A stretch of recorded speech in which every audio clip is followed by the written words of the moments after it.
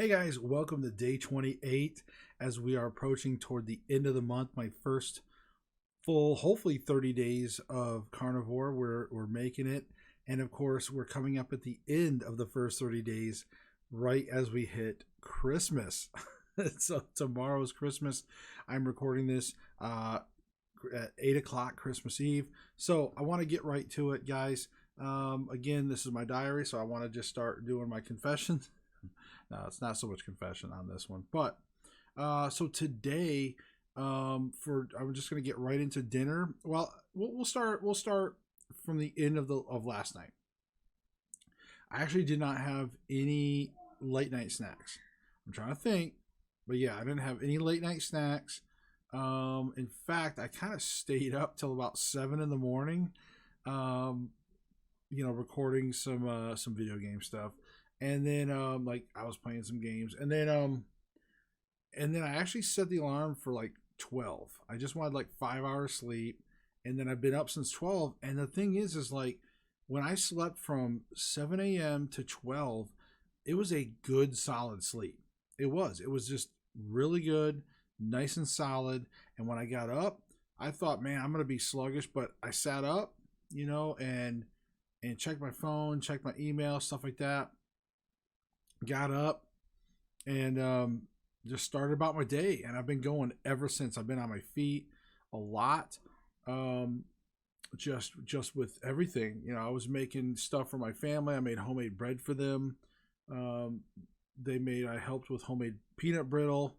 Now I told you guys that was going to be a struggle. I did good. Of course, you really can't dive into it. It's cooling right now, but I made homemade bread, and in my opinion, the one thing that almost broke me, I'm not going to lie, is when I had that fresh homemade bread, right? I took it out, and it was cooling down, and once it kind of cools down a little bit, after like 5 minutes or so, it starts cooling down, and it's still nice and warm, but it's not hot, you know what I mean? Just that warmth. And I always like to cut the one heel off, the one odd heel. And I used to always like cut that up in 3 sections, and then I would butter it, right? Put some nice butter, melt on there, and I would give it to my family. Like we'd each share a piece of warm buttered homemade bread.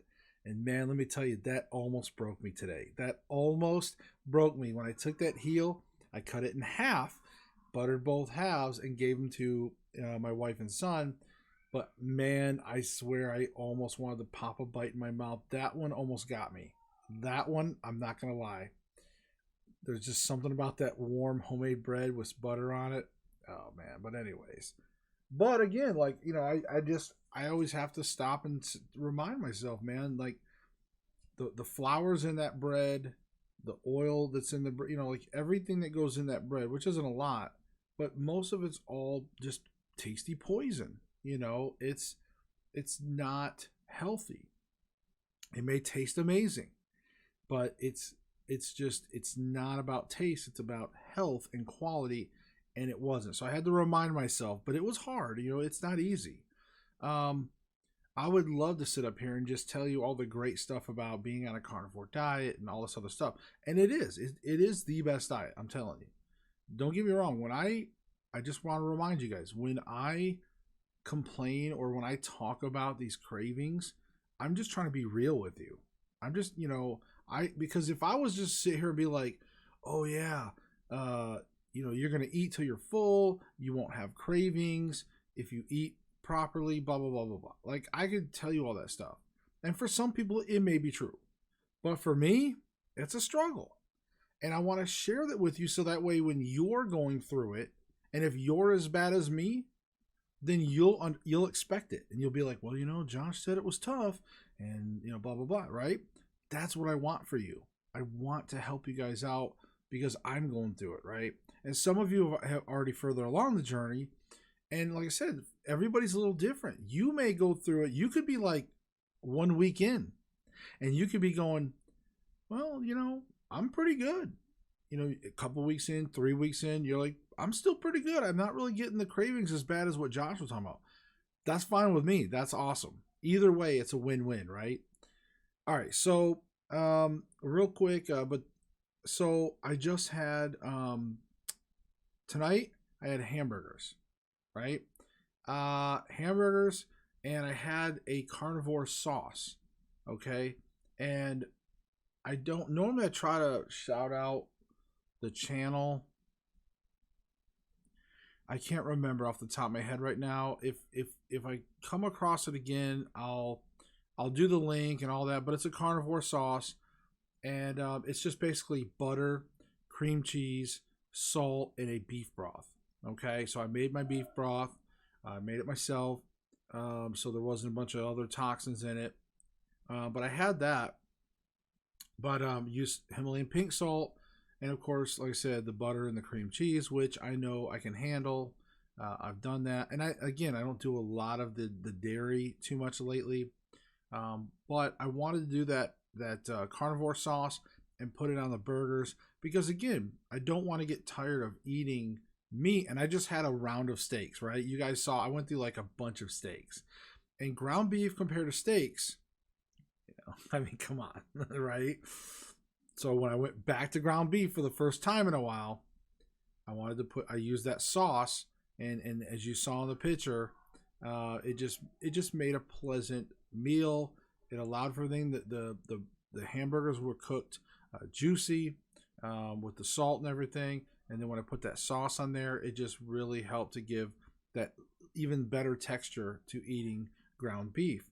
And I actually did not have anything else. Actually, I do take that back.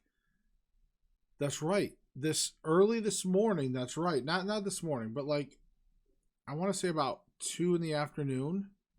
That's right. I did have a couple pieces of bacon. They were in the fridge. I made, my batch of bacon. I opened the fridge and I was like, you know what? I'm gonna pop a couple pieces of bacon. That's right. I did have that. So let me backtrack. So 2 pieces of bacon and those 4 quarter-pound burgers with that carnivore cream sauce. Okay, or it's actually called a steak sauce. So carnivore steak sauce. But it's very easy to make, by the way. And if you want to know how to make it, I can tell you real quick. It's 1 stick of butter, 1 block of cream cheese. And when I say block, it's like the standard block of I think it's like an 8-ounce block of cream cheese. But you melt the butter, you melt a stick of butter, and what you want to do is you want to cook it till it starts bubbling, and you keep cooking it like on a medium, slightly medium high, and you keep doing it till you get that brown. That once the butter starts to brown, just like if you're making butter bites, once it starts to brown, get that golden brown, remove it from the heat, and then put in your cream cheese. All right, and just let the cream cheese. Now I like to cube up my cream cheese. It makes it easier. Like I cube it up, put it in there, and then what you do is you kind of let the cream cheese and the butter, sort of let the hot butter sort of melt the cream cheese a little bit, and you take one of those stick mixers, like the wand mixers, and you just work on blending that up real good for the most part. And then once you get that the cream and the butter, and then and like a pinch of salt, then I just mix up like a cup of beef broth that I have, and you just kind of you'll pour in you'll just pour in maybe a quarter cup of stick blend that in till it's like a nice smooth sauce, maybe like a gravy possibly, whatever thickness that you want to pour on there, it's up to you. Okay, if you need to add a little more beef broth, that's going to be your thinning agent, right? It's going to start out thick, and you just add a little bit of beef broth each time until you get to the thinness that you want. And also, if it sits there on like very, very low, if you're just trying to keep it warm, if it does start to thicken up a little bit, just take a little mini whisk and a little bit more beef broth and just mix that up, and that'll thin that out just a little bit more in case it starts to thicken on you. But you can pour that over everything. In fact, I made it for my family when I made them steak the other night, and I made them pasta instead of baked potato, and I poured that carnivore cream sauce on that those noodles, and it was almost like a fancy mac and cheese from what my son was saying, because it's like that cream cheese kind of, and it was like that ziti pasta or penne pasta. So you can use it like that if you want, if you're still feeding your family pasta. But you can use that sauce in a variety of ways. So anyways, enough about that. I just wanted to take a couple quick minutes. I know you guys sometimes want to know those things. One of the biggest messages I just wanted to say is, first of all, Merry Christmas. First and foremost, it's Christmas Eve. No matter what your religious takes are, this is my diary, and so I just wanted to say, hey, again, Christ is my Lord, and I just want to say Merry Christmas and thank you, Jesus Christ, for everything that you did, the sacrifices that you did for us, and I just wish all the best things for all my viewers out there, for all you guys. I really hope you have a blessed holidays, whatever you may celebrate. But I care about you guys. You guys have been so nice in the comments, and I get some new people coming in, and they've been super nice, and you guys talk about the way I describe my food, but I just, and you say it like, and it's nice. I guess you guys like the way I talk about the addiction side of the food, but you got to remember, I'm just being as real as I can with you, because that's life, right? That's how we view our foods a lot of times. If you're an addict like me, a food addict, you love food. Like, oh, you love food. You know what I mean? You just do. You've learned it. It's a comfort, like I told you before in my other videos, and I'm not going to get too much into it, but it's a deep-rooted love. But it does more than just, it's not more than just about loving it. It becomes like a codependency. It's your relief. It's what makes you happy. It brings you joy. It brings you that high, that wonderful feeling that you get, and that it makes you that warmth, right?